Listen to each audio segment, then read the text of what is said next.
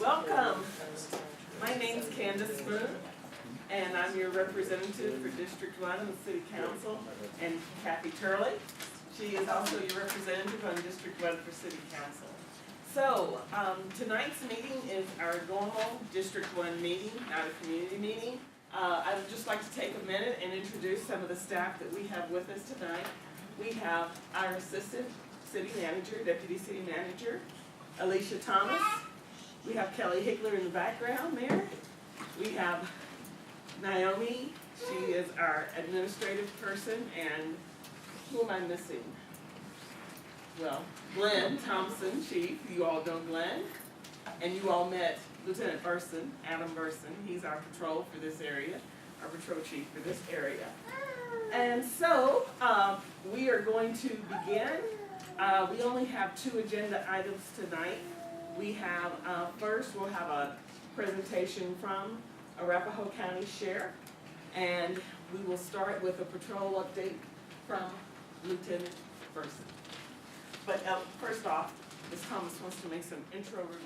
Oh, thank you. Actually, we will. I think we're gonna come over here so that go ahead and sit there.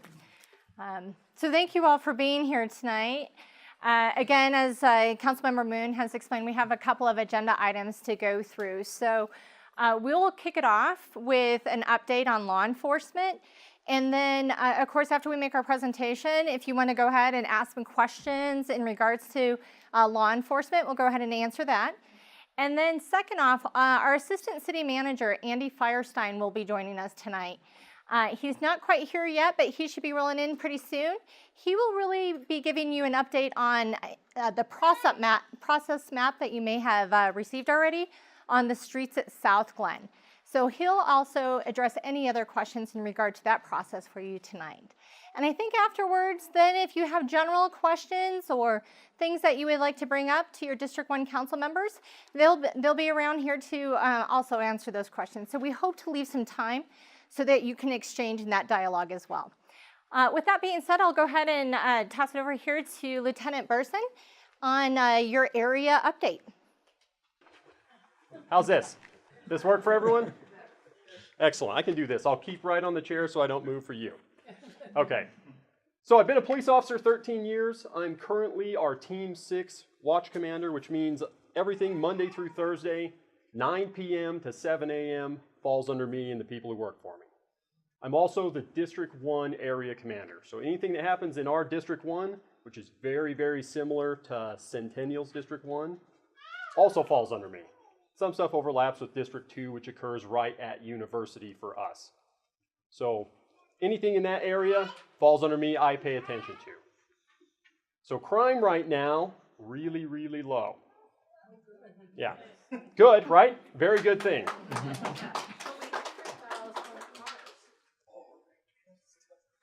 Not as many as you would think. Okay. So what's funny is, and Nextdoor is great for this, someone will get a stolen car and they'll spam that out, and someone else will say, well, I heard about a stolen car, and a fourth person will say, I heard about a stolen car, and they're probably all talking about the same stolen car.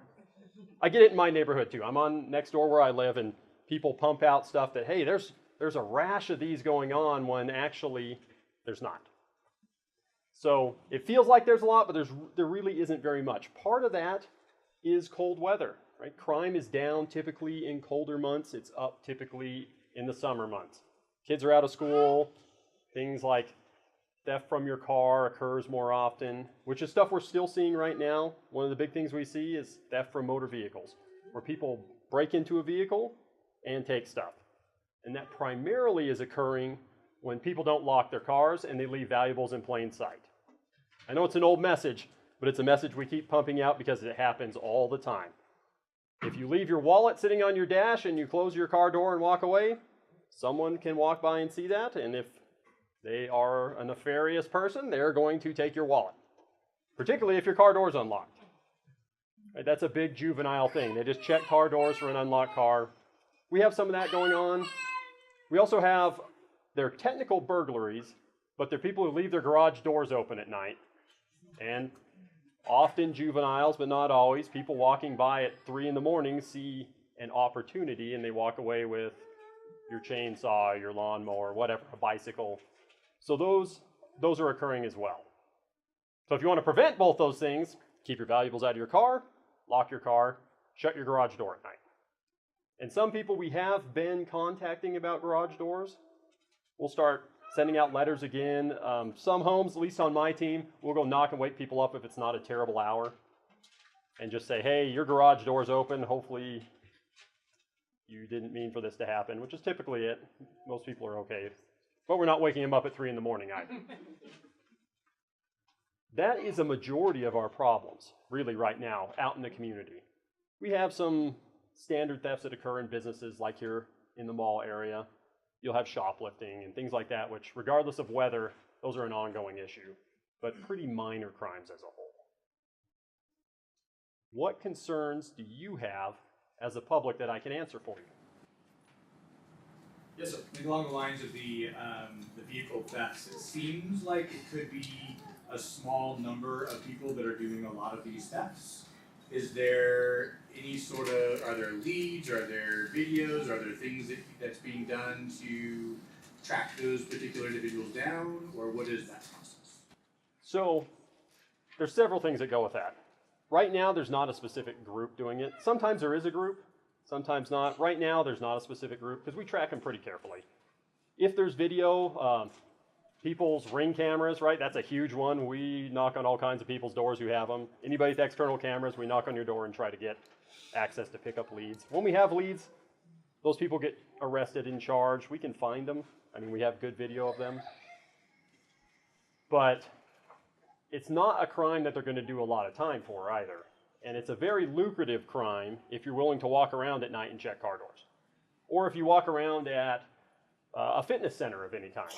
You go to a fitness center where there's 200 cars parked, you know everyone's inside working out, you check handles, you'll find 20 open, maybe you get 3 laptops. So right now, no criminal pattern, just random acts, different people. What you'll get is you'll get a group, and typically it's traveling crime too. They may not live anywhere near Centennial.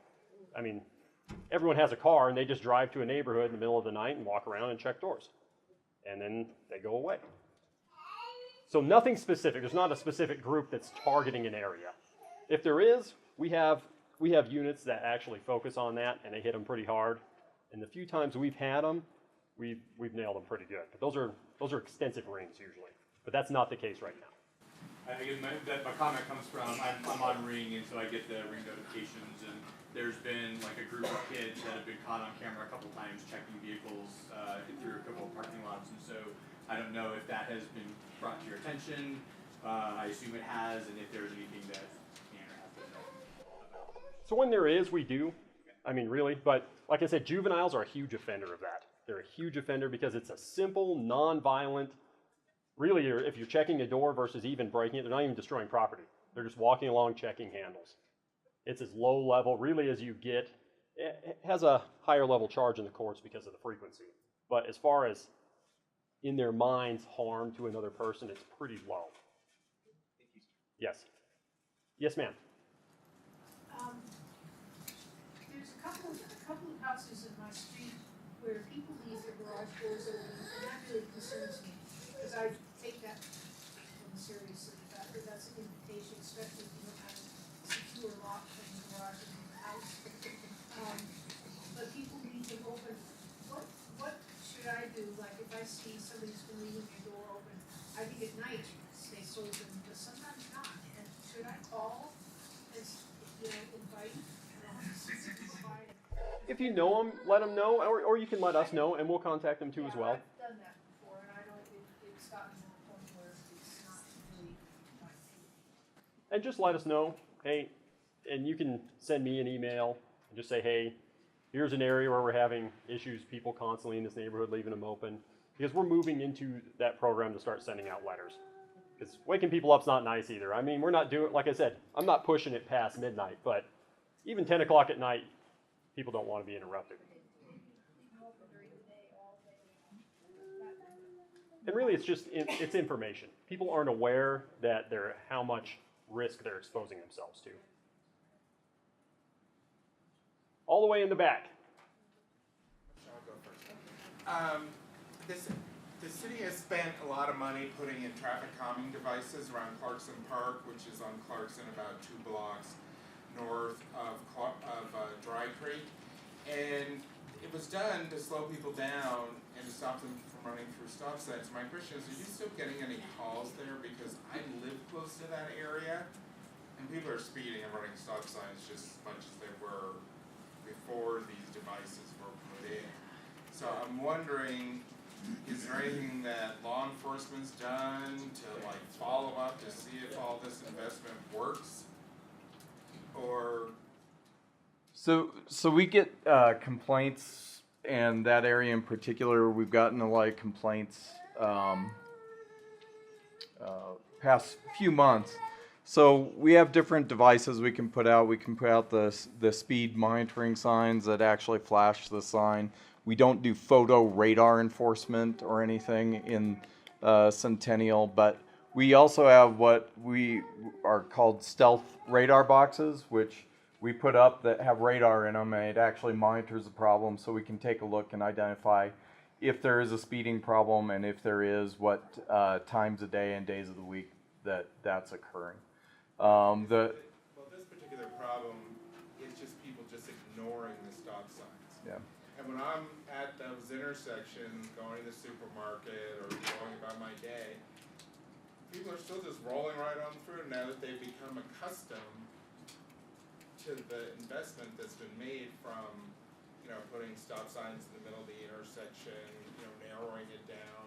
Yeah, so the direct enforcement's also been sent out, especially at the stop signs at Castilla and the ones at Getty's right by the park and that type of thing. So the deputies are doing selective enforcement in that area also, and they'll do traffic enforcement to the enforcement and education piece. They'll sometimes give warnings as kind of an education, but they will take enforcement. That were done after the installment of those devices to see if they're really working, or just as many people running the stop signs as before? I don't know related to the stop signs. The speeding from the stealth boxes that I got back are the 85th percentile for speed on the vehicles is right at the speed limit, which is 30 on Clarkson.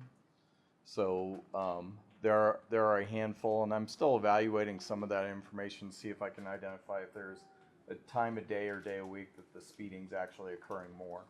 Now, the stop sign violations are something totally different. It doesn't track those because there's not a way to track those. Those would be individual observations of the deputies. Right, well, I know the study that was done prior to the installation showed that 80% was in compliance. So my question is just economically, was it worth spending all that money for a 5% improvement? So I think let me take that back, and if I can get your contact information, I'll check with our Public Works Department to see if they have looked at it after the improvements were made, so that we can go ahead and. Great, I'll give you my card. Great, sounds awesome. Thank you. I have a question related to that. Why not just speed bumps rather than what they did? Why would you just maybe not put speed bumps on there? Which, along the street rather than those things they did at the stop signs? So I don't know if I can answer that very specifically about that stretch of street. What I can say is that our neighborhood traffic management program really is a toolbox of different sets of devices that can be implemented based upon what the study shows. So they'll pick from the list of different, traffic some, modifications. I can't really tell you why speed humps weren't chosen for that stretch. I just want to add too that we did do, at the neighbor's request, a traffic management study. We had the meetings because a complaint was brought to the city's attention about Clarkson and Castilla and Getty's. And so a group of citizens from that neighborhood met over at Arapahoe High School twice, and we discussed it. I didn't get to join in the discussion, I just listened, but these were the things that were asked. What do you think would work? And someone did ask for speed humps. And it was determined that the neighbors that were there that night says, well, we don't really want speed humps because they were gonna be in front of somebody's driveway. And that was gonna be a problem because you have to put up the arrow and they're gonna see the light.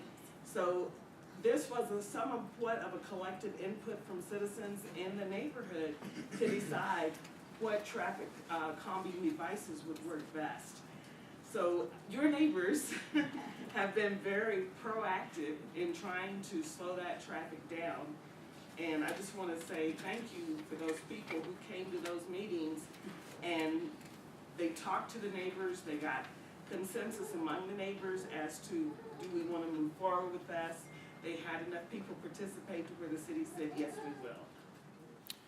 Can I add, since I don't see any of them here, the fire department's historically not a big fan of speed humps or speed bumps because of the damage and wear and tear and increased response time for their heavy equipment. It's not a good solution for them. They're generally pretty much opposed to those. In very rare circumstances will you have them sign off on speed humps or speed bumps. In the back. Thank you. I have a question. Is this on? Okay.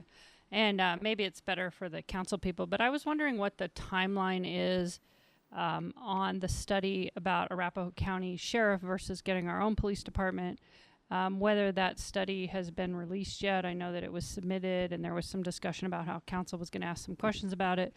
I'd just like to know where we are on that and whether the citizens are going to get some input on that. Well, we are still in the midst of reviewing. We're waiting on some data. No decision has been made. What is the deadline? We don't have one. This is a contract, having our law enforcement contract with Arapahoe County is one of the largest contracts that we have here in the city. And it's a process that we go through to review the contract, look at how much it's costing, look at what we're getting to make sure the city's able to get the best possible service from our law enforcement with Arapahoe County. So there is no timeline. We don't know when we'll be finished, but once we are finished, those results will be made known. So the results won't be made known until you've made a decision, or the results will be made known before so the citizens can have some input? The results will be made after we have made a decision. We're not making a decision to have a law enforcement agency. We're making a decision to see if we are getting the best bang for our buck. Because this is a contract, right? Right. And so we have to review that contract to make sure that we are offering you the best service that you can get. And that could be asking for more, asking for more. Sure, but the Okay. city spent a lot of money to have a study done on what it would cost to get out of the contract. I guess my question is, We when didn't is... spend money to see what it would cost to get out of the contract, no. Okay, well, you paid a consultant company, or you paid Sheriff Welch or something to put together a document that discussed how much it would cost the city of Centennial to have its own police department. And my question is, when is that study going to be available to the citizens? We have not gotten all the information from the study yet, so there's nothing that we can give the citizens at this point. Okay. Well, I guess I'd just like it known, I'm really disturbed by that story last week that the sheriff planted about whether Sheriff Welcher had some retirement gifts, and I'm really concerned about the partisan nature that our sheriff department is currently heading. I think the primary focus should be on public safety and not him trying to forward his political agenda. And so I'm very concerned about that. I would like input. I would like citizens to have input. I would like to see the cost to get our own police department so that it is a department that is accountable to the citizens rather than a department that is elected by Aurora and then forced upon Centennial. So I would just like to say, I would like to see that study. Well, thank you for your concerns. What's the current end date on the contract? Alicia. And it's December 31st, 2027. It's a 10-year IGA that we entered into in 2018.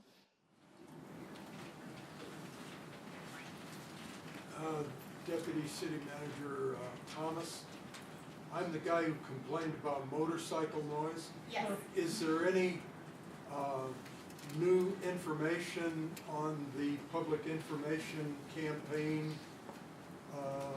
through Arapahoe County Sheriff's Department? Yes. So thank you. I received an inquiry about what kind of information that we could put out there for the community in regards to the loud noises that motorcycles can create. And so I will definitely check in with our public information officer to see if she's had a chance to talk to Deborah Sherman with the Sheriff's Office, but I have not heard back from that yet. Thank you for reminding me, though. In the contract that you mentioned, there is a provision if Sheriff Walter wasn't the sheriff that it could be renegotiated, correct? Yes. Go ahead. Could you give us an idea of your staffing for this end during your shifts? How many deputies are out there? For this end of the county, or are you talking? This end of the county, Southland. Can I, so we have some slides and PowerPoint that we're going to go into in a little bit. If I can hold that one off, and if I don't answer that for you during that presentation, would you remind me again? But yeah, we'll show you kind of what that looks like. And if anybody else has questions, can we hold off until we finish this presentation about Arapahoe County Sheriff and our law enforcement contract? And then at the end of the presentation, we'll take more questions, okay? All right, Lieutenant, I think that is your opportunity to exit out and get back on. Thanks, Adam. Thank you. Thank you, Lieutenant Burson. Yes. Okay. Can you guys see me back there okay if I sit? All right. And if you need me to speak up louder, just let me know.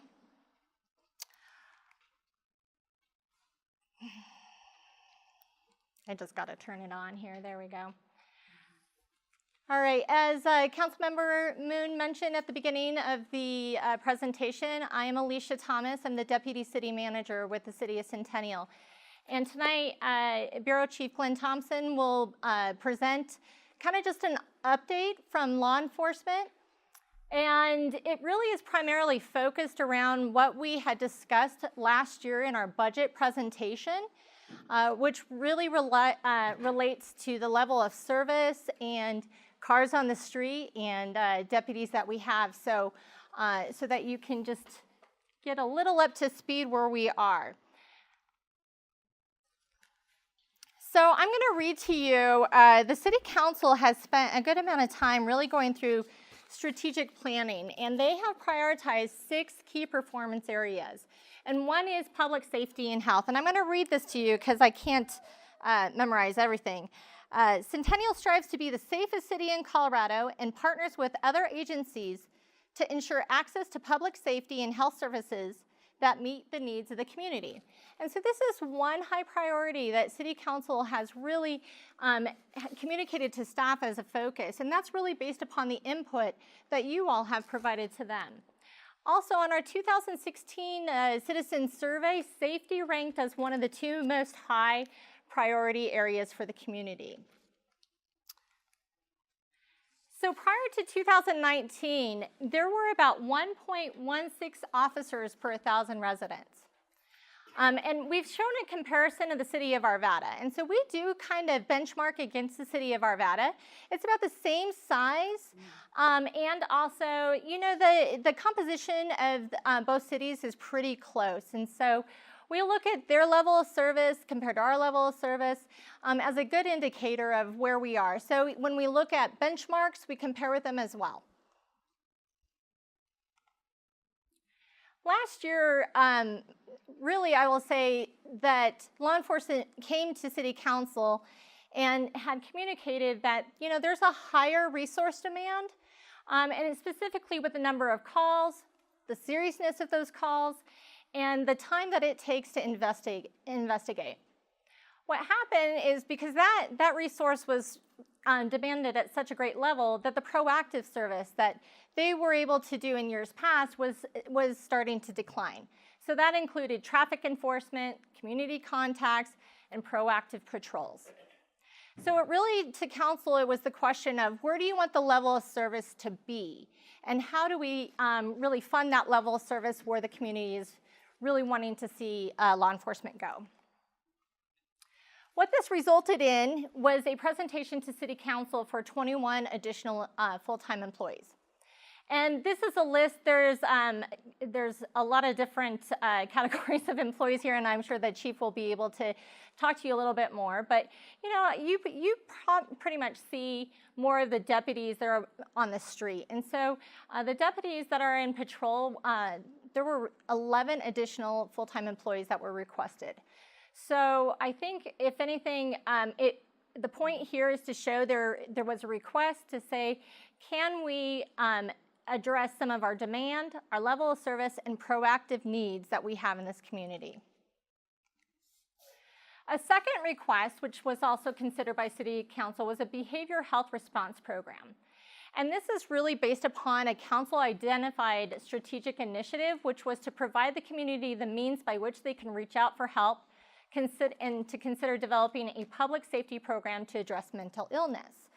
And so a behavioral health response program, and you may have heard through the newspaper on the news, this is really a trend that law enforcement is looking more into to address the behavioral health calls that we receive. And this really helps to stretch our resources from law enforcement by partnering a co-responder that is skilled in mental health.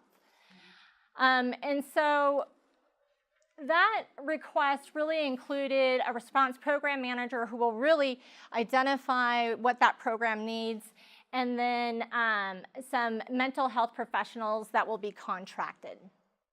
And just what we provided to council at that time, again, this is only a 6-month look, but that we had received over 270 calls for mental health responses. So I'm going to let Chief Thompson talk to you a little bit more into detail about some of the different calls and the nature of those calls. But City Council considered last budget season, which was really in the fall of 2018, how to address the increase in demand for services, how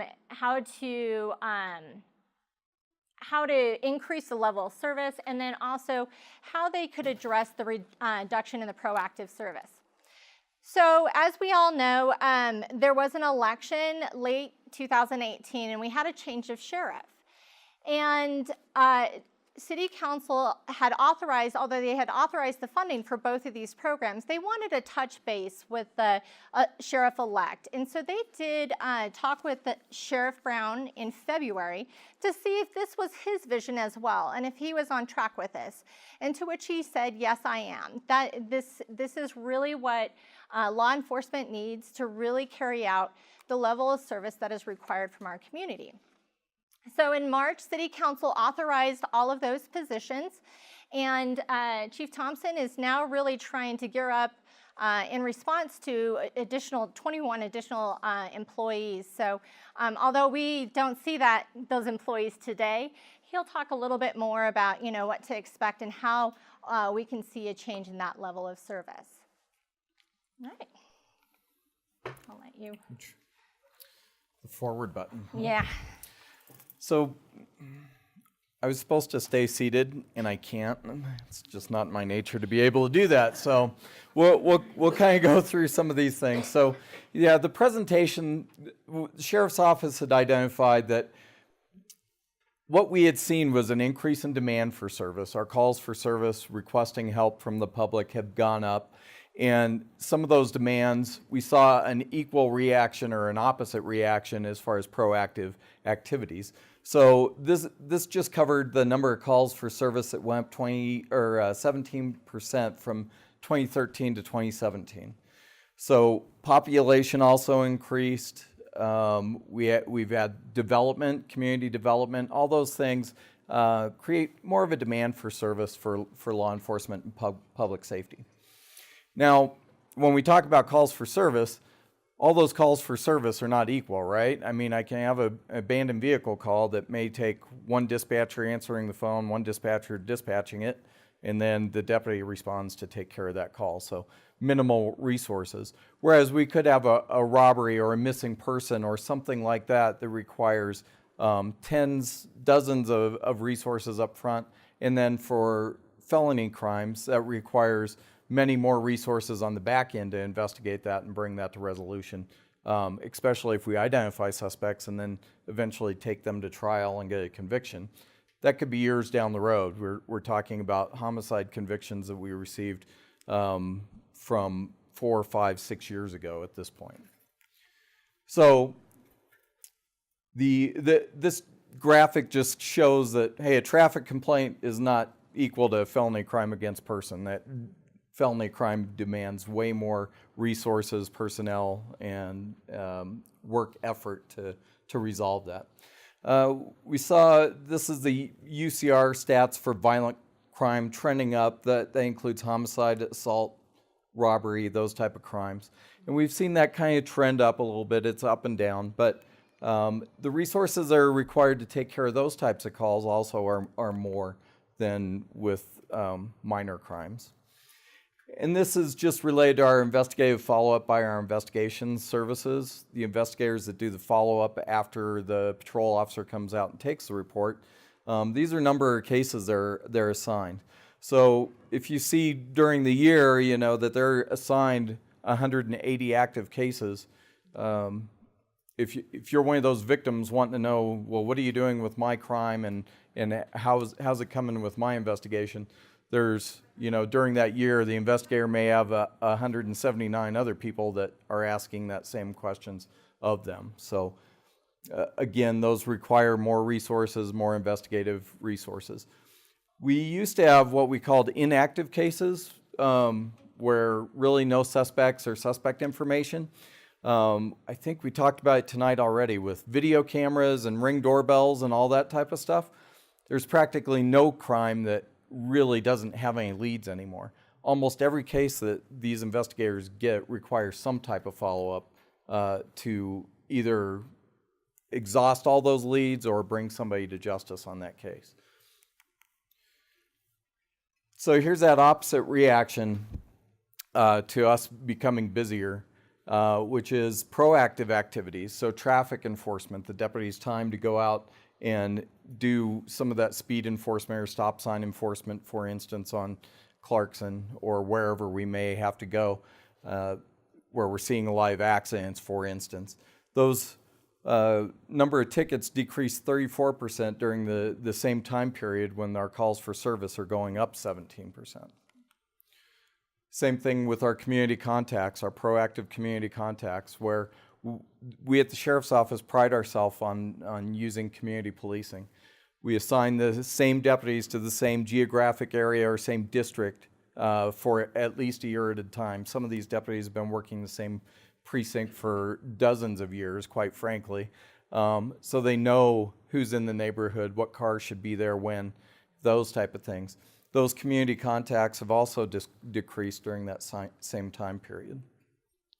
So the Sheriff's Office Patrol Services has 6 precincts that serve Centennial. Precinct 1 over in here where we talked about, which is kind of in your Council District 1, and Precinct 2, and then we go east across, here's I-25. So precincts 1, 2, 3, 4, 6, and 7 are where Centennial is geographically in our precincts. So what's interesting is I found this article. Alicia didn't like it because there's too many words and you guys can't read it. But interesting to me is I found this article last week, and it talks about the Orlando Police Department has reorganized its patrol unit to add more cops during the agency's busiest hours, which was astounding to me because we've been doing that for like 20 years, right? Where we actually evaluate when we're receiving calls for service and deploy those resources in that manner. So I was astounded that an agency in 2019 would still be deploying breaking their resources up evenly. Essentially what they're doing, if they had 30 police officers, obviously, or Orlando has way more than that, they'd put 10 on each of their shifts, 10 on day shift, 10 on swing shift, 10 on graveyards, which is not effective. So this chart, which people also don't like because it really makes no sense to them, essentially what I can show you is that every year we take our calls for service, we put a weight on them for seriousness, which is where you can see some of the red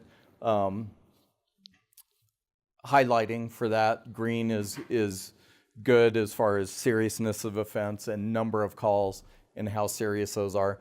By time of day, by precinct, and then we also do time of day, day of week. So we can deploy our resources the way we should to get better response times, more accurately cover how many cars are on this end of the county, for instance. And so this kind of gets to your question. So depending on the shift, and what we found is our busiest shift or busiest number of calls is generally weekdays, and generally from the time people are getting up to go to work until they get home from work in the evening. So we deploy our deputies across those shifts, bringing them in kind of staggered so that we cover have the most deputies on the street during the middle of the day when we're busiest, essentially. So we're over here, and this, for instance, is our day shift, and this is minimum staffing. So this is the minimum number of calls that you would have assigned. So we have cars in each precinct, and then we have roving cars and traffic cars that we spread out across the city for your precincts.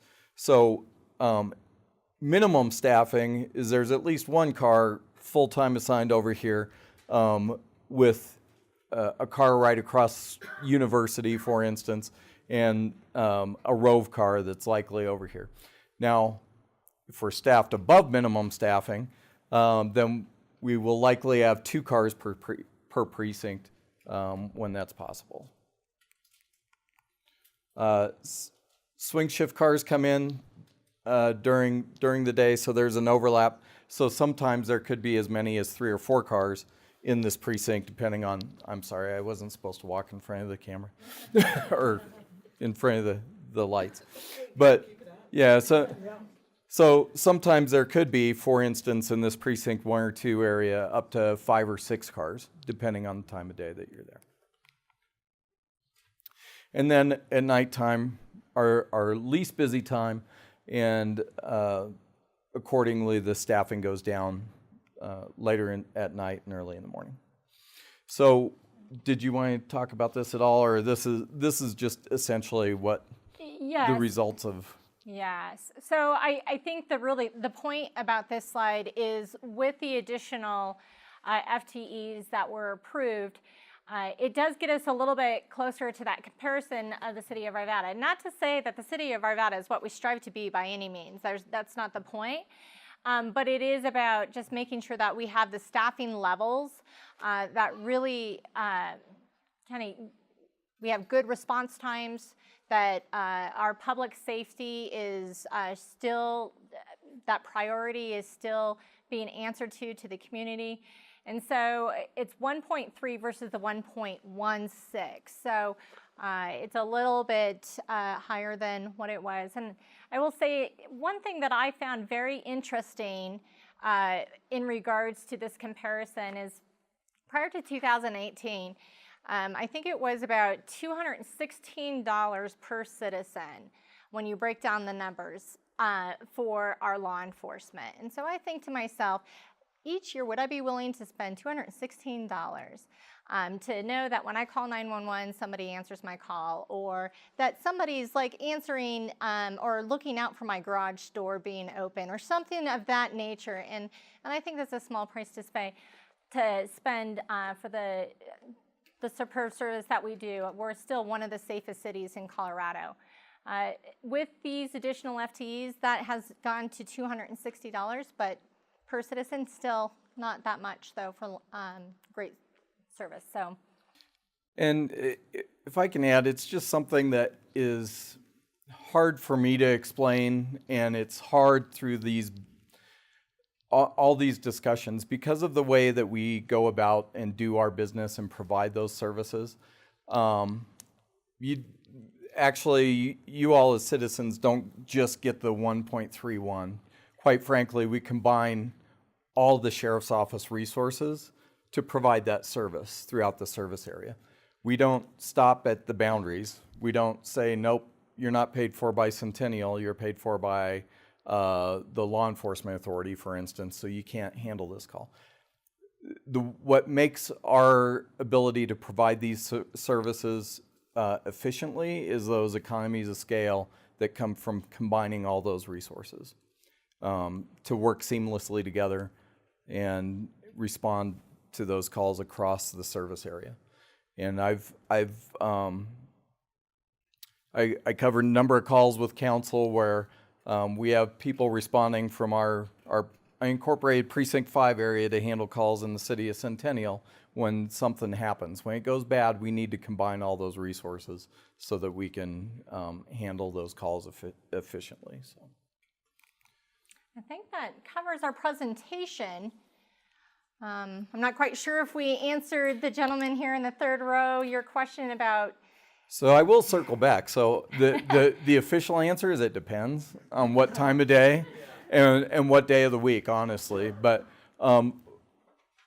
worst case scenario is there's one car dedicated to this precinct on every on every shift, and then we go from there with the overlapping, and if we're above minimum staffing for that shift, it just increases from there. So we've established minimum staffing levels so that we identify, hey, this is the minimum to keep dedicated patrol deputies in geographical areas for those responses. Is there an additional one around Arapahoe High School, or is that one responsible for that as well? So we have a school resource officer program. So we have school resource officers that are assigned to Arapahoe High School. We actually have 2 dedicated to Arapahoe High School. That's in addition to the regular patrol, or is that? Correct. No. Yeah, that's in addition to the patrol deputies. Yes, ma'am. My question is somewhat related to that. We have had so many, shootings in churches and synagogues now. How do you partner with people that are you talk about the school resources, do you have others that, because in our church we have 5 or 6 sort of underground people who are watching, what kind of thing do you do in the community? Yeah, it's funny you should mention that because Sheriff Brown tonight couldn't be here because he's actually at a presentation on protecting houses of worship. So we partner with federal and other local law enforcement, as well as we have our community resource officers. So one of those FTEs on there was a community resource officer who does programs like Neighborhood Watch, Active Threat for businesses and those type of things. And they will do those same type of programs for houses of worship, churches, and synagogues, and that type of thing. And they're used quite frequently, and we're consulting with them.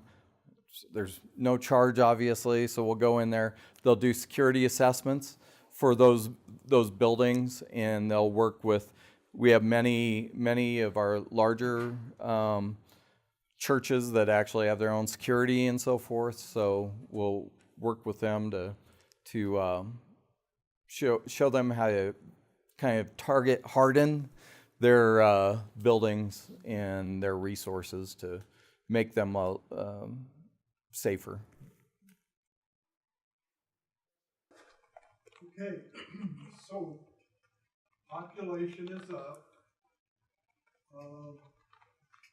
The work on traffic enforcement is down because of the calls you're getting in another area. Why no photo radar? And what about photo texting? One of the worst problems that's going on now in terms of traffic being impeded by people doing their banking at turn signals. We need to do something about that. And the technology exists. Why don't we use that technology? Yeah, I have not heard of the photo texting idea yet, but there are a number of elements that we have to articulate for certain violations, and the distracted driving one is actually one of those. That we need to have a deputy testify as to not only the distractive action, but the the driving action that was part of that. So not just that they were on their phone, but that they crossed the line or they sat at a green light or whatever it is. A photo can't testify to that. And photo radar is pretty controversial across the country, and many places are going away from that enforcement due to some of the constitutional issues related to that. But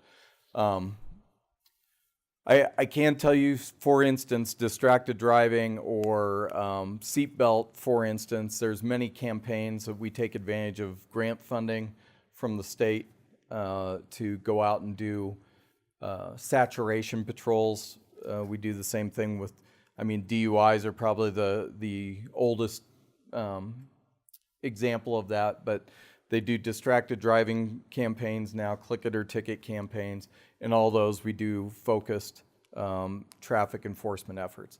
Our traffic deputies and our traffic safety unit actually does monthly campaigns where they identify where the accidents are occurring most. So they'll go out and they'll do enforcement in those areas also. Yes, sir. Yeah, I'm wondering, with the increase in the population in the county, what's happening with the capacity of the jail to handle the people that are being put in there? Well, it's yeah. So the question was related to increase in population in the county and how that's affected the population of the jail. Average daily. I'm not going to go into it too much because Centennial doesn't take care of the jail. They don't have their own jail. It's a county responsibility. But our average daily population is up. Countering that, though, there's some sentencing things that have gone on over in the legislature over the past couple of years. So we'll see where that goes with the population. Well, I heard that there was the jail cells themselves had as many as 4 individuals in each cell. Yeah. So the question was related to the number of inmates per cell. So when our jail was built in 1986, it was not built for double or triple bunking, and now we are triple bunked or double bunked in most of the cells. Yes. I was wondering if you could take a moment just to speak about the in this district, the Highline Canal and Little Dry Creek or Big Dry Creek, and any safety concerns that have come up along those pedestrian areas. That some of them are rather secluded, and some of them have the underpasses, and there have been some people who hang out for an undetermined amount of time. Is that a good way of putting it? And so any increase in incidents of reported crime or any concerns that your department has had with those pedestrian areas? So I'll take that as 2 different questions. There hasn't been an increase in reported crime related to those areas or any type of patterns necessarily. For as long as I've worked at the sheriff's office, since 1988, though we do pay attention to those open space trails and those parks and that environment, because historically it could be home to any type of criminal activity that you may want to see. I think you're referring to perhaps some homeless issues or transient issues We do receive those type of complaints, and we try and help those folks out and get them directed to whatever resources we can, as we can. But as far as any type of increase or pattern type of criminal activity, we haven't seen that. Yes. I'm not sure whether this question should be addressed to members of city council or to the police, but has Centennial and or Arapahoe County been interested in about enforcement of the red flag law? Yeah. Hear about a number of places that are not going to enforce it. Yeah. So the sheriff's office will be enforcing that. It was passed by the legislature. We're sworn to uphold the laws of the state and the Constitution of the state of Colorado, so that'll be enforced. We'll make sure that we're not putting anybody in danger or unnecessary risk to do that, though. So, who do we have next? Yes, sir.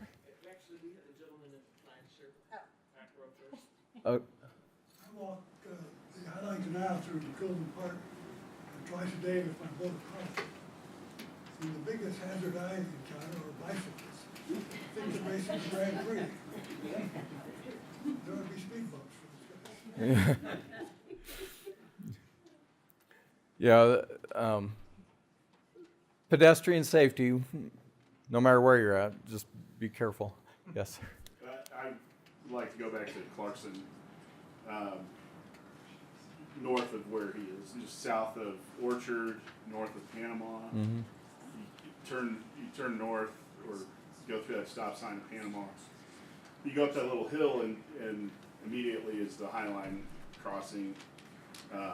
And the park. There's a giant tree blocking the view down one end. And there's no warning signs or anything like over on Orchard. There are the warning lights. The people on the canal can push the button and the warning lights start blinking and traffic stops and lets them go. I think that'd be a great idea there on Clarkson because it is a blind spot. But also, as you go north, there's a big park. A lot of sports fields are there. Weekends, traffic is crazy because there are so many soccer games and baseball games. Speed limit was recently changed down to 25, which is greatly appreciated. Yeah, it was marked different going one direction and different the other direction, so I think we remedied that. The problem remains with speeders in that area. I've emailed you guys and the sheriff's office about, I think it's only a matter of time before something bad happens.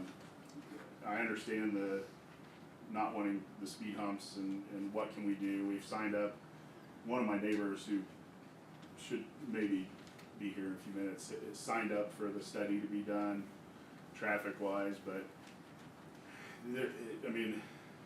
regularly we see 40 to 50 mile an hour cars.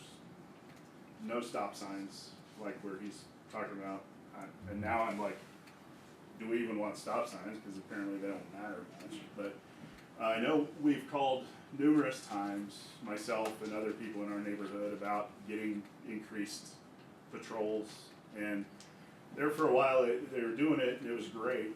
Traffic did slow down. I know they were ticketing a lot of people because I'd go talk to the officers. There was an accident just outside of my bedroom window, sent a car up into my neighbor's yard, and I went out and I was talking to the officer, and I said, I hope we're not being pests about calling and saying this, and I got the feeling like we were being pests, and I don't put it on him. I understand it's a big area and there's a lot of territory to cover and a lot going on and all that, but that whole neighborhood is turning over. I mean, it's been 80, 90-year-old people. It's becoming younger and younger. There are kids all over the place now, and I'm just very nervous for the next few years. What I can say is you're never being a pest. We like to hear the input. We do try and get the different resources out there, whether it's the the stealth boxes or the speed signs. So we'll continue to try and do that. And if you see a drop off in enforcement, then you can just call us again and we put it on the list. Perhaps the biggest problem that I encounter or I see is the number of requests, because everybody on a thoroughfare like that has similar concerns today, because we have speeders all over the place. So we do try and get folks around to those high concern areas as much as we can. So sometimes it may just be another call in to speak with us and say, hey, we haven't seen anybody out here for a while, or maybe it dropped off the 10 most complained about locations, for instance. And seriously, I mean, we do have a number of those locations. So you're not being a pest. We want to hear about where those locations are. Thank you, Chief. We have time for one more question. One question. Resource effectiveness. Have you done any metrics in regards to resource effectiveness with officers to determine do you need additional training in specific areas or something like that, and actually use those metrics to determine, you're shifting resources around. That doesn't necessarily mean everyone's equally as effective. Have you done any resource metrics in regards to those? So as far as identifying somebody that may be areas of additional training opportunity the department can explore. Okay. Well, through CALIA accreditation, we have some training standards that we are required to have. All of our public safety deputies get the same training in the same areas, and we're lucky enough to have the ability to have over 100 hours of training a year, just an in-service training, not to speak about the other trainings that they can go to. So we have people that are specialized in drug recognition experts and that type of stuff, for instance. So as far as a specific metrics to identify if those are handled differently, I think because of the consistency and the standards that are set, we just want to make sure that we're getting those people certified in all those areas that we need to have them certified in. So there's plenty of legal requirements and post requirements, which is police officer standards and training, the additional training related to like de-escalation and those type of things have been pushed out and trained on. So yeah, we keep up with all that across the board. Well, Chief Thompson, thank you so much for this presentation. Thank you, Ms. Thomas. We're going to move into our second part of our meeting tonight with Mr. Firestein, Assistant City Manager, who will talk to us about the process for the streets of South Glen. Okay. Well, good evening, everyone. Appreciate everyone's attendance here tonight. I was invited by the District 1 council members to come talk to you about the streets at South Glen, to provide some process updates for you this evening. I do want to set a few expectations as I get into this presentation. Many of you may have been at the community meeting that was held on this project previously. Tonight's meeting is a process update. This is not another community meeting for the streets at South Glen. There will be another community meeting, but the project team, the planners, the economic developer staff, the developers themselves are not here tonight. Really our focus is on the process, where we've come from, where we are today, and where we are going. And less on the details and the specifics of the project. We do have one planner here tonight, Kelly Hickler. Kelly Hickler has been involved in the development of a public participation plan for the streets at South Glen. She's here tonight as an observer and really to allow the discussion tonight to inform what we construct for the next community meeting for the streets at South Glen. So tonight I would like to cover the overall process and how changes to the existing plans for the streets at South Glen and agreements may be considered. I will cover the city's public participation plan that has been developed thus far for the streets at South Glen, including an assessment of the initial community meeting and what we are looking at for this next community meeting. Tonight I will speak to the roles and responsibilities of all of the different stakeholders, including the public, your city planners, your Planning and Zoning Commission, and your city council, as well as the role of the developer in this process. Each of them have a distinct role and an opportunity to participate in this process. I'll close the discussion tonight with a summary of where you can go to stay involved and how you can continue to receive updates on the streets at Southglen. So as I get into this presentation, I want to share with you some of my own personal experience with the streets at Southglen. I started with the city of Centennial in 2007. When I started with the city of Centennial in 2007, the agreements that are in place today had already been executed that created the allowances for development of a mixed-use entertainment center with residential, retail, and office uses. In 2007, its redevelopment and transformation from an aging mall built in the 1970s to a more active and dynamic lifestyle center were well underway. I was there when Hollywood Theaters opened in 2009.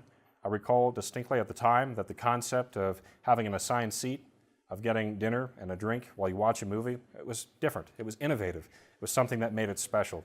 And I'll share with you that to this day, even though I live closer to the Southlands Mall, even though I live closer to Park Meadows, I still come to the streets at Southglen anytime I want to get out with my family. I've been to many of the restaurants here in the streets at Southglen, past and present. I recall fondly Cantina Laredo, The Oven, and even Mellow Mushroom. Those are great restaurants. Even though those restaurants have come and gone, I appreciate all the restaurants that are in the streets at Southglen today. Indulge, Cub's Barbecue, I love Cub's Barbecue. Perry's Pizza, there's some great restaurants here in the streets at Southglen. This is a memorable place, it's a special place in the city of Centennial, and I do have a personal connection here as well. As we talk about change within the streets at Southglen, I think it's important to put change in context. Change is almost a constant. It has been happening over the course of the streets at Southglen, and it was happening even when the Southglen Mall was still here. If we think about that in the context of the Southglen Mall, its history, the Southglen Mall was influenced by Park Meadows that opened in 1996. It was influenced by Aspen Grove that opened in 2001. And to this day, it remains influenced by those competing developments, those competing centers that are attracting users, that are attracting tenants. It's also affected by other regional malls, whether this is the Cherry Creek Mall or other destinations, Belmar, here in the Denver metro area. National retailing trends have also affected streets at Southglen. This comes in the form of increased competition, e-commerce. We shop differently today than we did 10 years ago, as well as changing behaviors and consumer preferences. Today we all know and recognize that Sears is closed. That's imminent change. The property under the Sears building was sold to a developer in 2017. The property under the Macy's building was sold in 2018 to another developer, the original developer of the streets at Southglen. In these senses, those property owners, those developers are dealing with change. In the case of Sears, dealing with imminent change. What's next for that Sears building? What's next for that Sears property? And with respect to the Macy's property, while no announcements have been made about the Macy's here in the streets at Southglen, we all know and recognize that in 2017, Macy's announced that they were closing around 100 stores nationally. The owner of that property is anticipating that this eventuality may happen here, that this Macy's may close like many other retailers, and they're planning for a future without the Macy's as part of the streets at Southglen. So that is a summary of how the developers, those property owners, are anticipating change with respect to those buildings, with respect to those properties, and how they're a part of the streets at Southglen. But there's a role for the city as well. How is the city anticipating and managing change? And I like to say that much of this is already laid out. It's laid out in the sense of the plans, the agreements that have already been executed for the streets at Southglen more than a decade ago. Those current plans and agreements contain certain rights for that property owner, and they prescribe certain processes where change may be considered. So as we look at those initial plans and agreements, it asserts a certain right to those property owners, to those developers, for certain uses of the streets at Southglen. It's a mixed-use entertainment center with retail, residential, office uses. Those uses are permitted within the streets at Southglen and those original plans and agreements. There's a right to build a certain form of development. What you've come to know and what you experience as the streets at Southglen, that's prescribed in those original plans and agreements. So that's a right that has been granted to the developers. The original plans and agreements also contain specific commitments that guide how site plans are reviewed by the city once those plans had been adopted. So everything that you see in the streets at Southglen was reviewed through a site plan. Those plans and agreements guided how those site plans were to be reviewed by the city. More importantly, today, those plans and agreements also contain commitments by the city to a review process for amendments and changes to those plans and agreements. So if the developer wanted to do something differently than what was envisioned at the time, there is prescribed in those plans and agreements a process for how they're to go about and to propose a change. There's also very specific criteria that the city is to review those changes against. The owners of the Sears and Macy's properties have rights to make an application to the city of Centennial to redevelop those properties. The city cannot turn away those applications.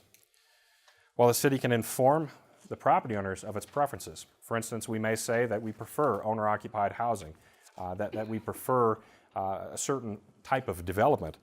The city does not control what the respective property owners may request through an application to the city of Centennial.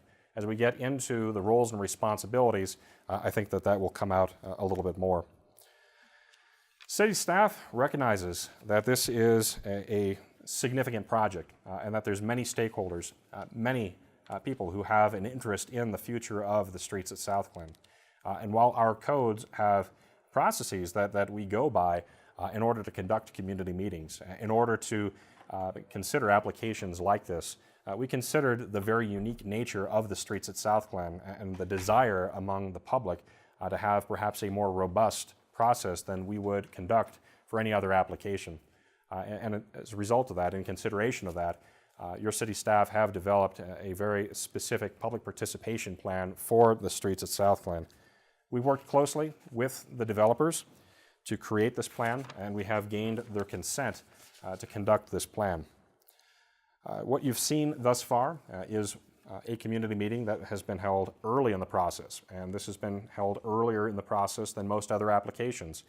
So much so that while we have a sense of what may develop, there's a range of those uses and what could develop. There are some renderings. There's not, say, a specificity to that ask at this point. It's very early in the process. The purpose of this was to understand what those potential concerns may be among the public, such that they may be considered by city staff and by the developers even as they refine and perfect their application to the city of Centennial.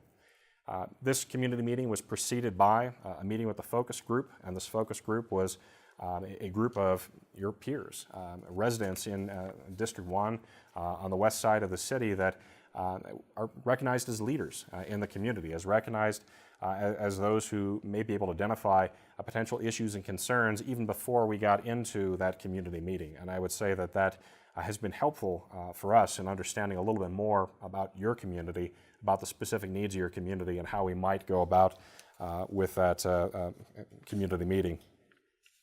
So this initial community meeting was held March 19th. This was conducted in the Sears building itself. Notice was sent to adjacent property owners within 200 feet, the Centennial Council of Neighborhoods and civic associations registered with the city within 1 mile of the streets at Southglen. Staff estimates that as many as 400 to 500 people may have attended that meeting. This is by far the largest community meeting that I've experienced in my time at the city of Centennial. I'll share with you that we anticipated a crowd of about 100 to 150 people, and quite clearly we missed the mark. I would say that it's great that we had that much public participation. I would say that really demonstrates the interest that this community has in the future of the streets at Southglen. But as a result, we were underprepared for that meeting. We did not have an appropriate number of staff in order to have the one-on-one dialogue, in order to have the interactions that we customarily have with our community meetings. And for those of you who are at the meeting and feel that your voice was not heard, that you are not able to effectively participate, I apologize. As a planning professional, it is my goal to conduct an effective and thorough public participation plan and to be able to consider the voices of the public in the planning process and to listen and to allow you to be heard. I will say that in contemplation of what was said at the community meeting and what was shared after the community meeting, we have received a substantial amount of comment on this project and the potential changes to the plans and agreements for the streets at Southglen. And I do believe that even though we were underprepared for that meeting, and even though we were, not appropriately staffed to conduct that level of engagement that you expect, I do believe that we received valuable comment, and that comment has been informative to city staff and the developers. We've shared the communications thus far with the developers and will continue to do that. In terms of takeaways and next steps, staff is reviewing and categorizing the comments that we received at that community meeting. We have already posted one set of frequently asked questions to the website. The intent and the purpose here is to be communicative, to share what we know about the streets at Southglen with you and to respond to some of those overarching questions that you have. Thus far, we have posted information on financing related to the original redevelopment of the Southglen Mall and what was committed by the developer, what was committed by the city and the Southglen Metropolitan District. We have put up more information, details on existing plans and agreements, so you will find the Master Development Plan and all of the amendments to the Master Development Plan on the city's website. There's information on what is prompting this change to the streets at Southglen and the criteria for any decision, those amendments to the plans and agreements. That information has been put up on the website. I expect that we'll continue to put up information on the city's website when it comes to these questions and answers. There's a lot more that we've yet to answer, but for some of these, we need more information from the developer. And I think it's important to note here that we're still very early in the process. If we look at this flow chart, right now we're somewhere between 4 and 5. There's no application as of yet to the city of Centennial. We have held a pre-submittal meeting, and through that pre-submittal meeting, we've laid out the expectations for these developers, what we expect of them as they prepare their application to the city of Centennial, including those documents, those plans, those studies that we want them to prepare. We expect them to prepare a traffic impact study to be able to ascertain the impacts to the street network, to your streets, your roads. And until we get that information, it's difficult for us to respond exactly what those impacts will be. We don't know yet what this project will look like exactly. But as we get closer to that application submittal, we'll have a clearer picture of what their proposed ask is of the city and what those impacts will be. So we are continuing to update the website as more information is made available. I do want to share with you that staff is making outreach to affected special districts. So we are making outreach to Littleton Public Schools. They will be included as a referral agency. So they will participate in this planning process along with every other special district that may be impacted by a change to the streets at Southglen. So we are committing to a second community meeting. This second community meeting is shown as step 5 on the process flow chart. This second community meeting will be held prior to the submittal of an application to change the plans and the agreements for the streets at Southglen. And it's at this point that we will have more information on what the ask is, what the project is, and what those impacts may be. The purpose of this second community meeting is to show how the comments received thus far have been considered by the city and have been considered by the developer in the preparation of their application. So we hope to be able to respond to many of those questions that were raised at the initial meeting through this second meeting. No date has been set yet for the second community meeting. City staff have the authority, have the ability to determine when this project is ready for a second community meeting. So that's not a decision for the developer, that's a decision for staff. And we will say a second meeting will be held at that point where there's sufficient information to share with the public, to share with you. Meeting announcement will be provided at least 2 weeks prior to the meeting, and this will be shared with many of the same groups that were communicated with for the initial community meeting as well. If anyone signed up to receive updates on the city's website, you will receive an update with the community meeting information. and anyone that provided an email address at the first community meeting. You will also receive information when the second community meeting is scheduled. So if I can turn your attention to the process flow chart, this is available as a handout when you came in. The same information is also available on the city's website. This chart identifies the progression of this process thus far from the initial presentation from the developers. This was their vision, what they saw as an outcome after all of this process occurs. This is where they wanted it to go. They made a presentation to City Council in January of 2019 before any of this was initiated. They wanted to share their enthusiasm for the streets at South Glen, what you all enjoy about the streets, and how they believe that they can augment and enhance the streets at South Glen. So they shared that presentation to City Council in January of 2019. The focus group that I mentioned, this small group with a cross-section of your community, that was in March of 2019. That's step 2. The community meeting was step 3. And we did have that pre-submittal meeting to set expectations as step 4. Everything else beyond step 4 is listed as TBD, or there's a season where we expect that to occur. There's a lot of factors that influence when all of these events will occur. Some of those are in the city's control, some are not. And in fact, probably the most pivotal date on here is that application submittal itself. We will have another community meeting before an application submittal, but it's the developer who's responsible for preparing those plans, those documents, everything that comes into the city. And that's what is driving the balance of this process. We've laid out the expectations, we've shared with them what we expect them to come in the door with, but they're responsible for delivering that. And we won't accept the application, we won't schedule that community meeting until they've met those expectations for them to come into the door.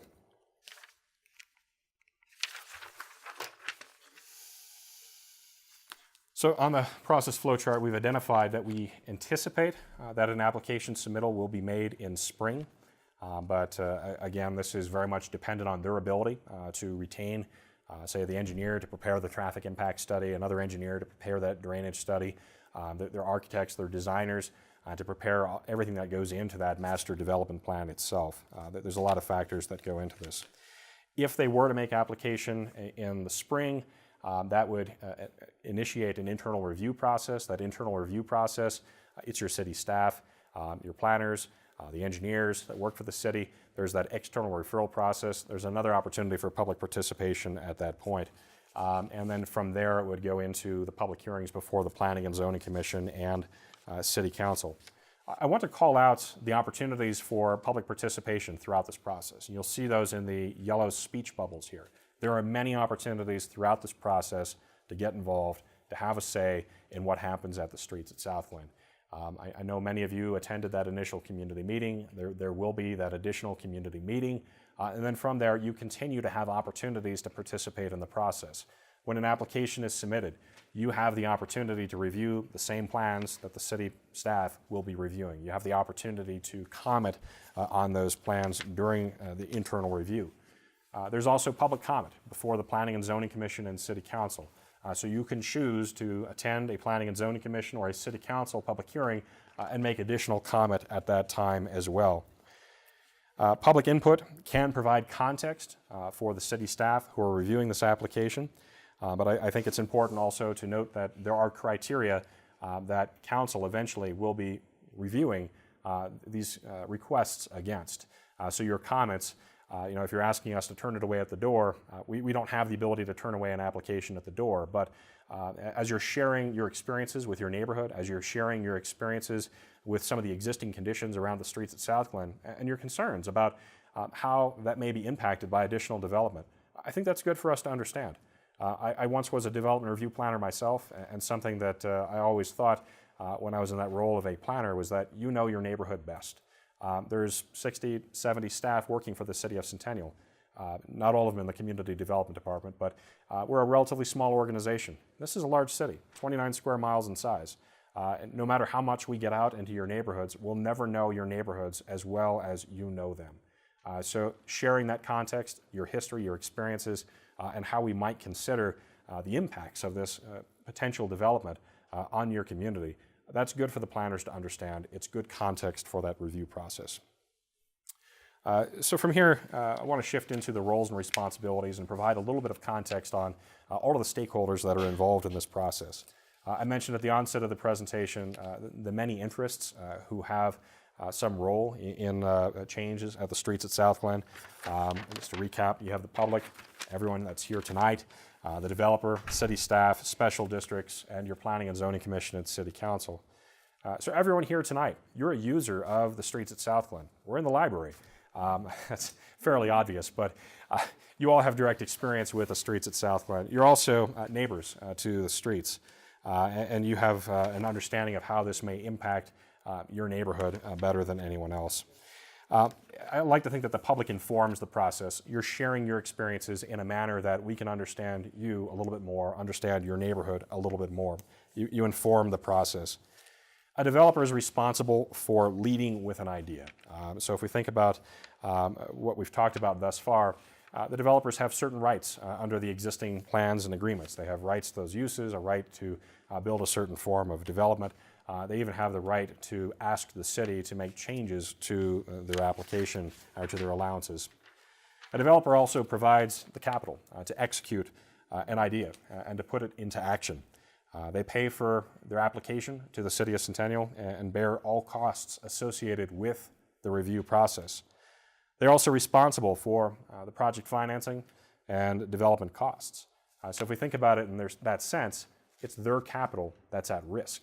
Most developers will use market information to inform their decisions. Every developer is different. They all have different risk tolerances, but most developers are savvy enough to know what the market is willing to handle, to accommodate, to minimize the risk to that developer. So just to recap there, developers are responsible for making that application, for initiating that ask, and to present ideas to the city. Special districts, especially here in the city of Centennial, they are responsible for providing services. And many of these special districts, whether it's the streets at Southglen or any other development, they're impacted by development. There are additional users who are looking to consume the services that they provide.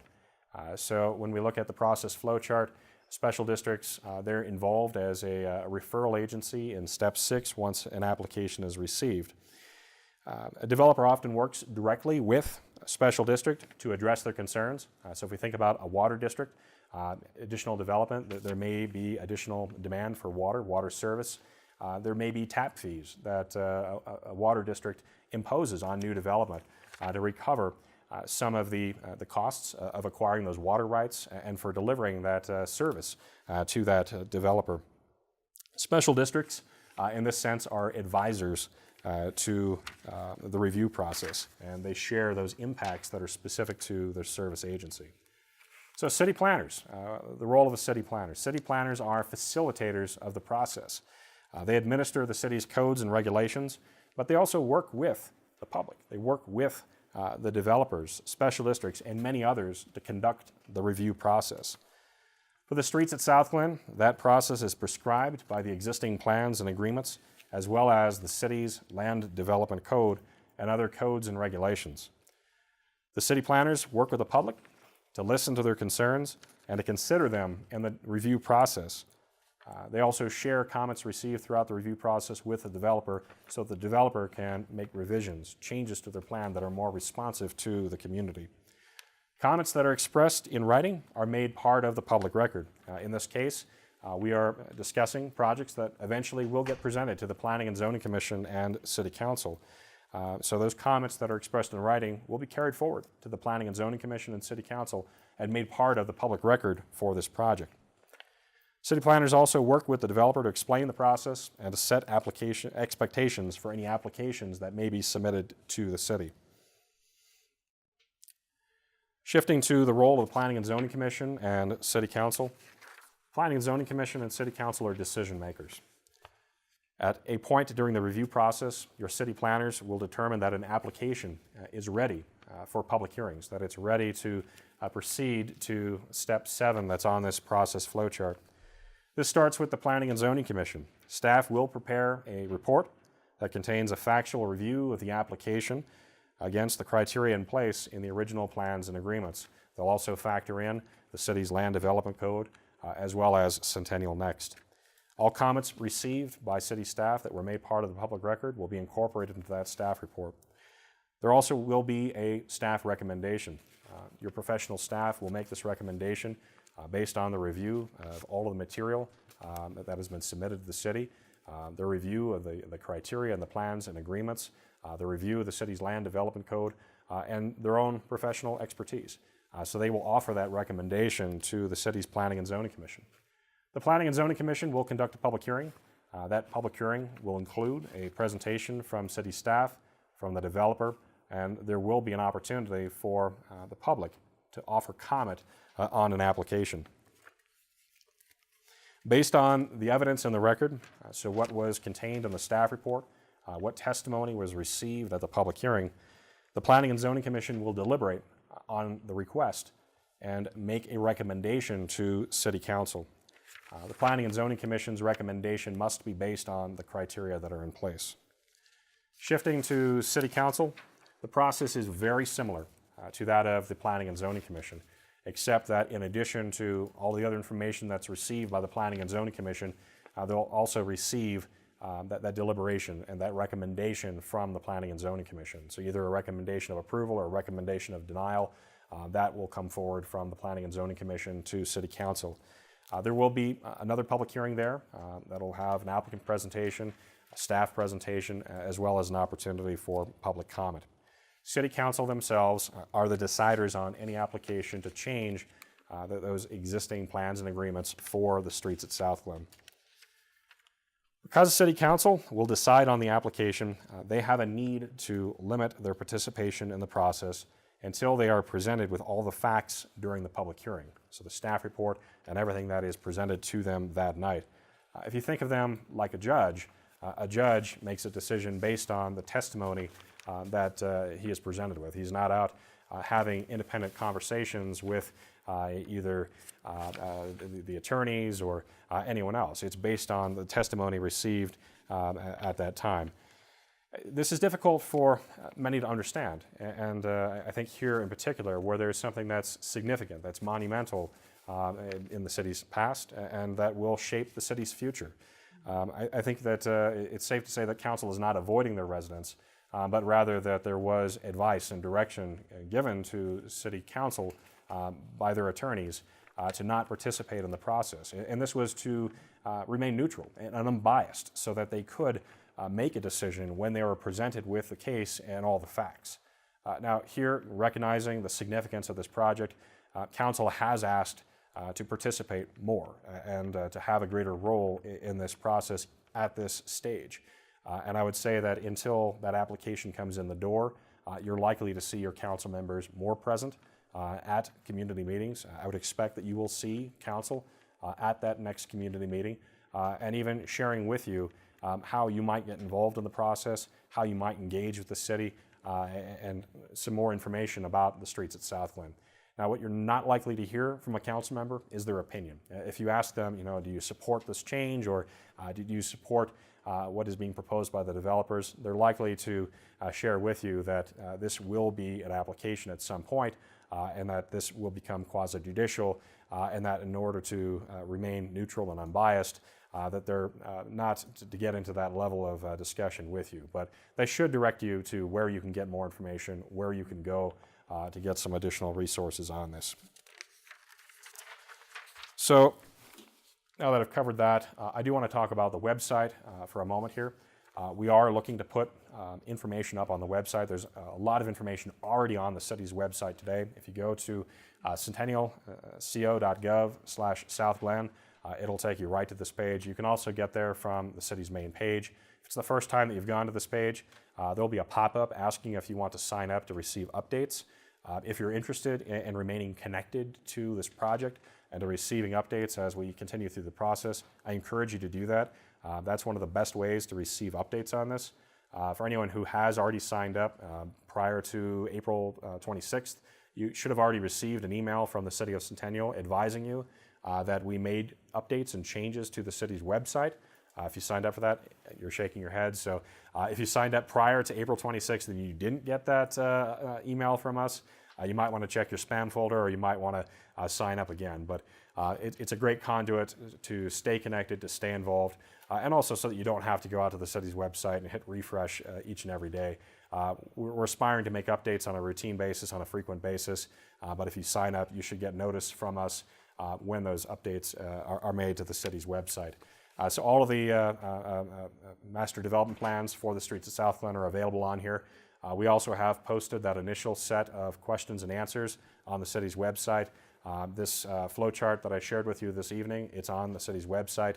You'll also see an opportunity to submit a question or comment. It's in the bottom left of the screen. That's the email address. You can send any questions you have about the specifics of the project to that. If you have questions, comments, concerns, that email address goes to the project team that's reviewing the streets at Southglen. If you want to put comments out there for the public record, you can do that. If you have questions that you'd like answered at this point, you can send them to that address. So that's the scope of the presentation I have for you this evening, and I did leave some of my cards here tonight, so if you have questions for me specifically on the process, I'd be happy to take them now. I'd also be happy to answer your questions at a later point. So thank you. Thank you, Mr. Firestein. It's very informative. We have time for about 5 to 6 questions. Are there any questions? Okay, what I'm going to do is I'm going to work the back and forward. So, sir. Who's in charge? May I bring you the microphone?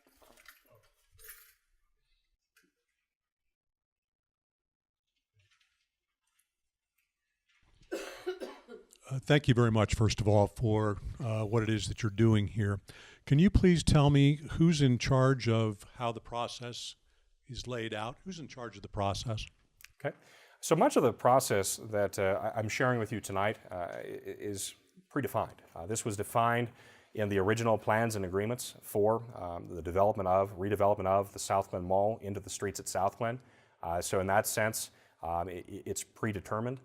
The city's land development code also provides guidance on how community meetings are noticed and how public hearings are noticed.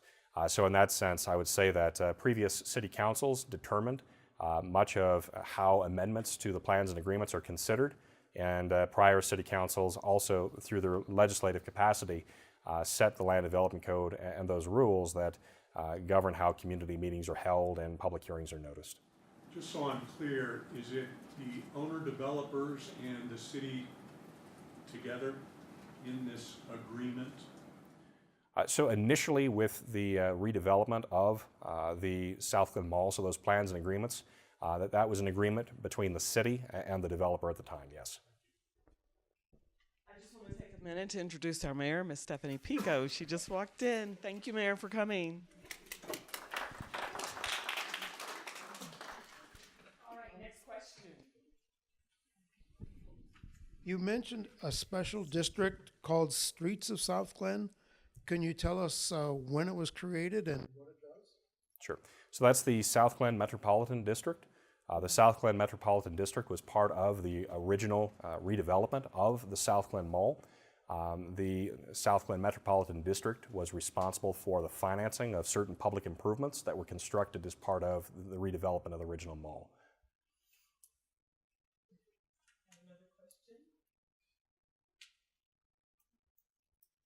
For the second community meeting, I was at the first one along with 400 or 500 other people, and it was, in my opinion, a show and tell by the developers.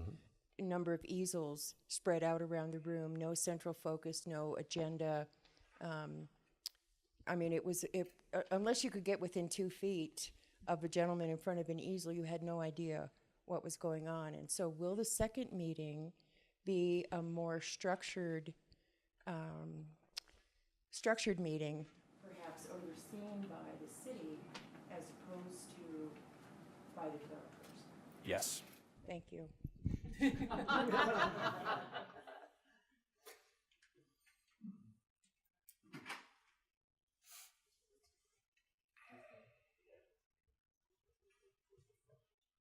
Gentleman asked about the special district. I was rummaging around on the city's website and I found something that led me to believe that the city has given back to the developer $6.5 million in property taxes. So that leads me to ask, what has the city given this developer in the past, and what are they going to give away in the future just to see some bricks and mortar? So I'll provide an overview of this, but I would encourage you to look at the financing question and answer on the city's website, because that does get into the complex history of the redevelopment of the South Glen Mall into the streets at South Glen. This was a complicated project, and it was developed through a partnership between the city of Centennial and the developers. Urban renewal was part of this, and tax increment financing was used to, I'll say, use the incremental financing from sales tax and from property tax to share back through CURA to the South Glen Metropolitan District to allow them to bond for those public improvements. The original project cost was about $300 million. The developers contributed $215 million of that. There was an additional $85 million that was spent by the Metropolitan District through that bonding for public improvements for the streets at South Glen. So this was done as a partnership by the City of Centennial, the developers, through CURA. This is the Centennial Urban Redevelopment Authority, as well as the South Glen Metropolitan District.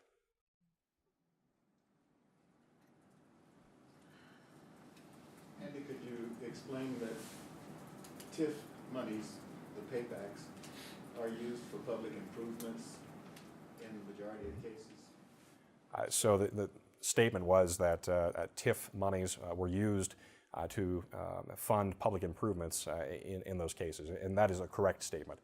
This was for the significant public improvements that were part of the redevelopment of the South Glen Mall. What you see in terms of the streets, in terms of the drainage system, all of those were significant public improvements that had to be constructed in order to realize the redevelopment of the South Glen Mall into what it is today.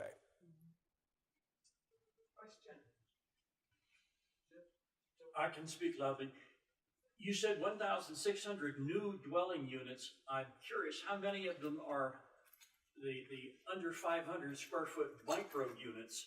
And will they have the expectation that dwellers in micro units will not drive any cars? Okay. So you ask a great question, and I did not actually get into that level of specificity in the presentation tonight.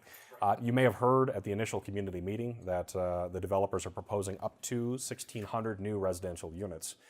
That has not been set. We don't know at this point what their ask is.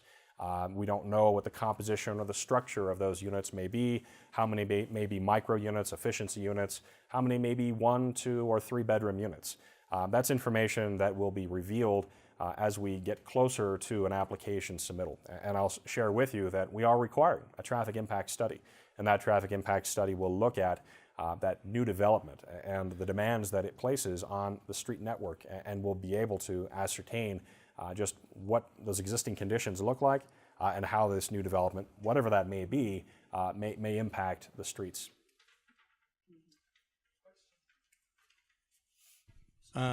So I have a couple questions. There seems to be a little bit of cart before the horse in some of this. So like we're going to have a second community meeting before they've actually submitted an actual proposal. And so like how can that be addressed or? Excellent question. So with respect to the timing of that second community meeting, I would suggest that it will be timed closely to the submittal of that application, such that there is a sufficiency of information about what the developers are proposing. We need to know more definitively. It's not up to 1,600 units. It's a more definitive range. It's a sense of how much retail, how much office may be built as part of this project. We need more information. So I would say that as we get closer to that application submittal, we'll have more information. We'll have some of those preliminary figures from the traffic impact study to be able to share with you and to be able to respond to many of the questions that were received either at that initial community meeting or thereafter. And the traffic study is kind of one of those also kind of cart before the horse. So how can you know what to study for traffic if you don't know how many residential units you're going to have? Sure. So in the case of a traffic impact study, it often evaluates, say, the most impactful outcome so that we know that if this is the worst case scenario and something less than that is built, we know that the impacts on the street network will be no greater than what's defined in that traffic impact That makes sense. study. And then another question is about the quasi-judicial, nature. So, are there specific does the developer just need to meet some specific milestones in order to compel the city and/or the planning commission to approve it, or is there, it kind of comes back to how much of our community impact really has. Are we just noise, or do we have true? Does our opinion matter in the sense that the council and/or planning commission can say no? Sure. So your opinion matters, and I would say it's a matter of how you express your opinion. And I said this in the presentation, but if your comment to the City of Centennial is just turn away the application, don't receive it, that's not a very effective comment. But if you're telling us more about delays at a traffic signal that you experience every day as you go to work, as you come home, and you're concerned about how additional, traffic generated from the streets at Southglen may affect that, that's a comment that can be evaluated. That's a comment that can be assessed during the review of that application. The criteria are on the city's website, so I'd encourage those of you who are interested in what the Planning and Zoning Commission and the City Council will be considering this against. They're on the website. They are somewhat general, but it does look at community impacts. It does look at those experiences outside of the streets at Southglen. So I would say your comments are very much appreciated. Your comments are very much valued. They are meaningful, and to the extent that they're informed by those criteria, I would say that they're more effective for staff, the Planning and Zoning Commission, and City Council. You were quoting 1,600 units, and yet this paper that I was handed today has 1,950. Okay. So in my presentation, I did not provide a specific number. I'm not here tonight to talk specifics. There's an allowance. Yes, there's an allowance for 350 today, and the developer has represented 1,600 at the prior community meeting. But all of those 350 aren't leased yet. There's 202 units in Portola. The developer can build up to 350 without making changes to that agreement. Right. So those aren't even used yet, and we're adding 1,600 more. So they have not used up their allowance in the original plans and agreements. They are asking potentially for a change in that. There's no application yet. Again, there's no ask yet, so I don't know precisely what they are asking for at this point.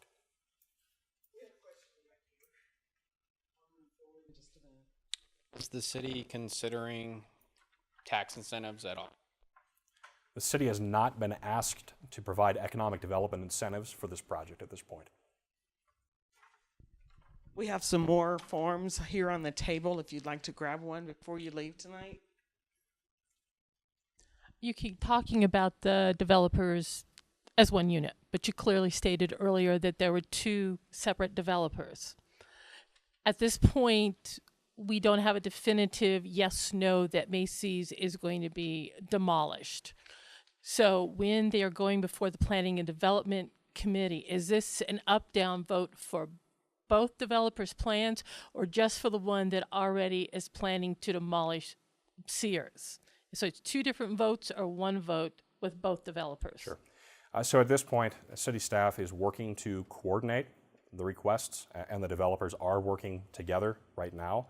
It's not to say that when this becomes an application that it will remain one application, but from our perspective, it's easier to understand the potential change within the streets at Southglen if this is a single application, and we're talking about the total magnitude of change as opposed to looking at this as two separate applications. Do we have any other questions? One more here. Okay. Andrew, could you explain the variance process if the developer needs something that's outside of what he has by right? He has to come to the city and planning zoning to ask for a variance. Am I correct? So in general, yes. I would say that there's a lot of detail in the master development plan for the streets at Southglen and I cannot speak to the specific nature of how variance requests are accommodated within that master development plan.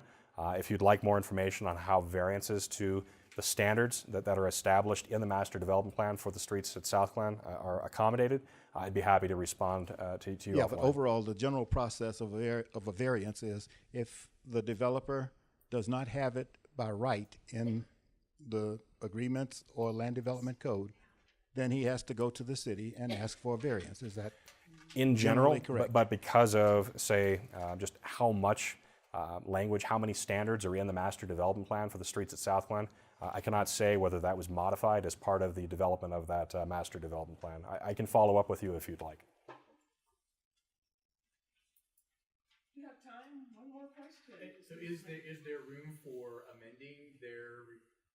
Is there room for amending their request? So if they come in and they say we want 1,600 additional units, and it's either community outcry or traffic or whatever says that's probably too much. Like, would they ever be required to or asked to scale back, or is that an option that they have, or how does that work? So the answer I'll share with you tonight is it depends, and I think it depends on a lot of factors. It depends on what those studies show. If it shows that there's a significant change in how the street network can handle 1,600 units, and that there's no way to accommodate that.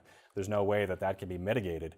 But if they proposed 1,100 units or 1,000 units and it had a lesser impact on the street network, maybe there might be evidence to show that what they've asked for cannot be supported by the city, but that some lesser request could meet those criteria. But we won't know. Part of the process? Because it looks Yes. like clear. We present, we say yes, we Yes. say no, we say So- yes, so- we say no, we're done. I really appreciate that question. So step 6 on here, this can take many months. There's many iterations of a review process. They submit an application, it's reviewed. It's reviewed by the city staff, the planners, the engineers, our traffic experts, and we provide comments back to the developer. They respond to those comments, revise their plans, and resubmit. And there may be multiple iterations of that review process before this commences to the Planning and Zoning Commission. So it could change. And I would say that it could change based on those impacts that are identified through the accompanying plans and reports along with that application. Are there any 1,600 unit developments in Centennial now? Well, if we think about your own neighborhoods, yes. If we think about the single-family neighborhoods in the city of Centennial, there are several large master-planned neighborhoods in the city of Centennial that get close to 1,600 units today. So in the city of Centennial, is there a multifamily development, more of an urban scale development like this? Not in the city of Centennial, but certainly in the metro area, certainly nationally. This is not a new development concept. Just thinking scale. Yeah. Were there any comments that anybody wanted to make?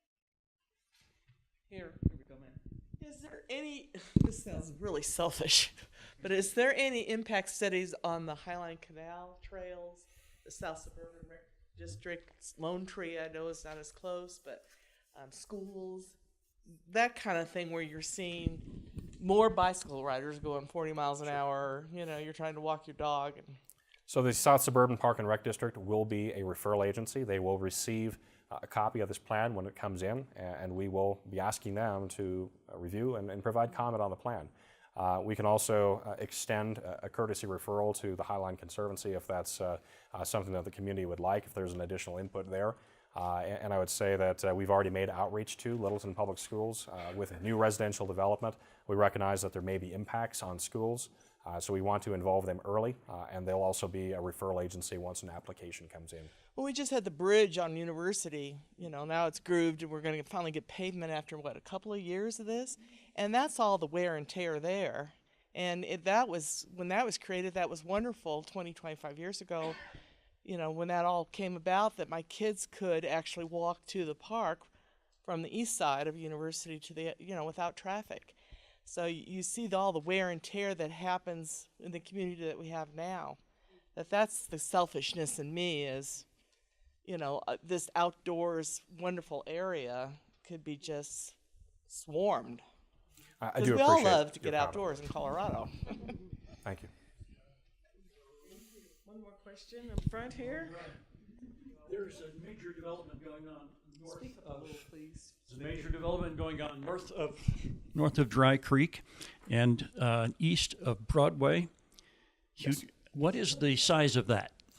That is Littleton Village, and I apologize, I am not prepared tonight to speak to the scale of Littleton Village. It is a large residential development, yes, and there are varying types of housing.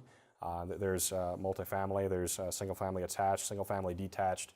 It is a mixed-use development in the city of Littleton. And if anyone here tonight is interested in learning more about that, please take my card, and I'll share with you more information after the meeting tonight on Littleton Village.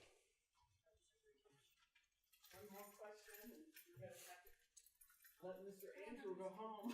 He'll be available after. Mr. Andrew, is the city considering low-income housing in the development? Sure. So excellent question on whether the city is considering low-income housing as part of the development. Right now, the city does not have any policy, does not have any codes or regulations that would dictate a specific form of housing, whether this is owner-occupied, renter-occupied, or low-income housing. To the best of my knowledge, no low-income housing is proposed by the developer thus far, and there's nothing in the city's codes that would require or mandate that the developer provide affordable housing. Okay, well, Mr. Firestein, thank you so much.